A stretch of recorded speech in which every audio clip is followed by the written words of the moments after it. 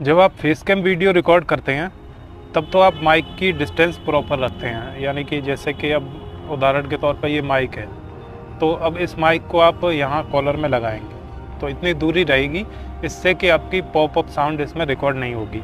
कुछ लोग इसमें वाइंड शील्ड का भी इस्तेमाल कर लेते हैं, जो हवा वगैरह की जो साउंड होती है वो इसमें रिकॉर्ड ना हो। लेकिन जब आप वॉइस ओवर करते हैं तब आप इस चीज़ का ध्यान नहीं रख पाते हैं। इसमें क्या करते हैं, बहुत से लोग होते हैं सोचते हैं कि माइक के जितना ज़्यादा नज़दीक रहेंगे, नज़दीक मतलब बोलेंगे, उतना ज़्यादा अच्छी रिकॉर्ड होगी। ऐसा नहीं है। माइक और माउथ की आवाज़ जो डिस्टेंस है वो प्रॉपर होनी चाहिए। अगर ये डिस्टेंस प्रॉपर नहीं है तो आपको इस तरीके की ऑडियो सुनाई देगी। देखिए, आप ये ऑडियो सुन के देखिए, फिर आपको फ़र्क पता चलेगा। राजा को बताई, सुनकर राजा फिर अचंभित रह गया। अगली बार राजा ने यह कौतुक अपनी आंखों से देखना चाहा। अब तीसरा सोमवार आया तो पूरे शहर का दूध अपनी आंखों के सामने हौद में डलवाया। फिर भी हौद खाली रह गई। थोड़ी देर में फिर बूढ़ी माँ दूध की लुटिया लेकर आई। लुटिया का दूध हौद में उड़ेलते ही हौद दूध से भर गई। बुढ़िया पूजा कर। तो आपने ये ऑडियो सुनी और इस ऑडियो में आपको क्या डिफरेंस लगा कि इसमें जो पा फा इस तरीके की साउंड है वो रिकॉर्ड हो रही है, और वो काफ़ी जब आप हेडफोन लगाते हैं तो वो काफ़ी चुभने वाली होती है और सुनने में अच्छी नहीं लगती है। तो इसके लिए आपको माइक और माउथ की डिस्टेंस है वो प्रॉपर मेंटेन करके रखनी पड़ती है। अगर आप वॉइस ओवर का वीडियो बनाते हैं, यानी कि मतलब बोलते हैं और जो फुटेज चलती रहती है इस तरीके का, या इमेज चलती रहती है उस तरीके का, तो उसमें ये चीज़ विशेष ध्यान रखने की ज़रूरत होती है। अब ये डिस्टेंस आपको कितनी रखनी चाहिए ये मैं आपको बता रहा हूँ। अगर आप कंडेंसर माइक भी कई तरीके के होते हैं, कंडेंसर माइक, लैपल माइक और डायनामिक माइक, कई तरीके के हैंडी माइक, कई तरीके के माइक होते हैं। सबसे पहली बात तो आपको माइक और माउथ के जो बीच की डिस्टेंस है उसको 1 हाथ रखना है, 1 फुट रखना है नॉर्मल। वैसे तो मैं तो 1 हाथ रखता हूँ, मतलब ये सीधा खड़ा खड़ा ऐसा 1 हाथ डिस्टेंस, इतनी डिस्टेंस में मेंटेन करके रखता हूँ 1 हाथ की।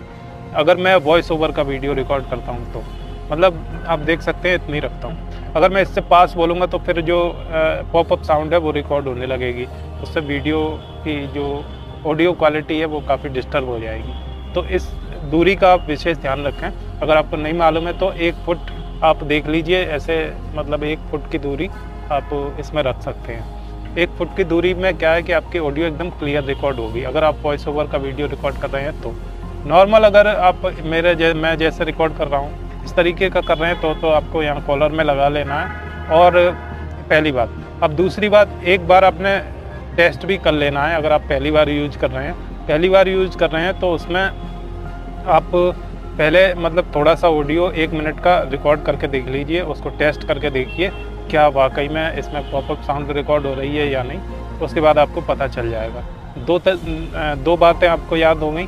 अब इसके बाद क्या करना है कि आपको ये चीज़ भी याद रखनी है कि माइक की सेंसिटिविटी कितनी है और कितनी सेंसिटिविटी पे आवाज़ फटती नहीं है। ऐसा होता है कि माइक की फुल सेंसिटिविटी करके आप रिकॉर्ड कर रहे हैं, बोल रहे हैं, तो क्या होता है कि माइक से मतलब जो आवाज़ है वो फटने लगती है। एडिटिंग के दौरान पता चलती है कि आवाज़ फट रही है। तो उसके लिए भी आपको डिस्टेंस तो इतनी रखनी है, लेकिन सेंसिटिविटी कम कर देनी है। माइक की सेंसिटिविटी अगर आप कम रखेंगे तो आवाज़ नहीं फटेगी। और अगर माइक में सेंसिटिविटी का ऑप्शन नहीं है तो फिर आपको माइक और माउथ के बीच की डिस्टेंस प्रॉपर रखनी है। मार्केट में जितने भी माइक आते हैं उनकी ऑलरेडी सेंसिटिविटी इतनी हाई नहीं होती है कि उनमें आवाज़ फटे या इस तरीके का कोई प्रॉब्लम आए। लेकिन अगर आप उसको जब ऑडियो को प्रोसेस करते हैं, उसकी डीबी बढ़ा देते हैं, तब ये प्रॉब्लम आ सकती है। तो ये चीज़ आपको विशेष ध्यान रखनी है। तो ये 3 बातें अगर आप याद रखेंगे तो आपकी ऑडियो क्वालिटी अच्छी ही निकलेगी। अभी मैंने बीच में जो बताया था कि माइक कई तरीके के होते हैं, तो आपका माइक कौन से टाइप का है। जैसे ये वाला माइक है तो इसको हम कॉलर माइक या लैपल माइक बोलते हैं। ये सोनी का ECM CS3 है। तो इसमें क्या है कि ये कॉलर में इस्तेमाल होता है।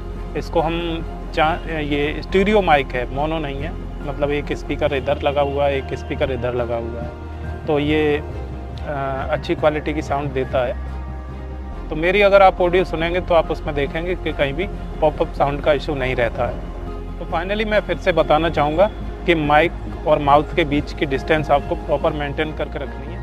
अगर नहीं आपको समझ में आता है तो आप 1 मिनट का वीडियो रिकॉर्ड करके देख लीजिए, तो उसके बाद से आपको मॉनिटर करके देख लीजिए कि मैंने इसमें क्या गलती की है, उस गलती को सुधार कीजिए। ऐसा नहीं है कि आप मतलब ऐसी पॉपअप साउंड वाली वीडियो को एडिट करके और डाल दे रहे हैं, कोई देखेगा है नहीं, तो क्या फ़ायदा वीडियो डालने का। इसलिए जब वीडियो की क्वालिटी अच्छी होगी तभी लोग देखेंगे, सुनेंगे, अदरवाइज़ वो स्किप कर देंगे। जाहिर सी बात है, आप अपने से देख लीजिए, अगर किसी भी वीडियो की अच्छी ऑडियो नहीं है तो आप उसे वैसे ही नहीं सुनेंगे, कितना भी अच्छा कंटेंट हो तो भी। क्वालिटी बहुत मायने रखती है, वीडियो और ऑडियो यही कंटेंट की जान होती है, मतलब टेक्निकली जान होती है।